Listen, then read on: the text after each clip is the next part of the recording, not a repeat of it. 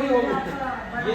ये मशीन का आपके वो टोके का होता है, थ्रेसर का। थ्रेसर वो बढ़िया आप हाथ से काटते हो ना, हमारे मशीन से नहीं तो मशीन से भी करता है, थ्रेसर से कौन नहीं करता। मेरे यहाँ इसको कोई पसंद नहीं करेगा।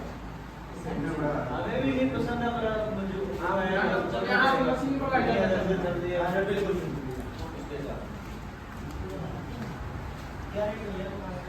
देख लो भाई को पसंद आई, बोलो आपके कितने के ठीक है तो उतने दे दो।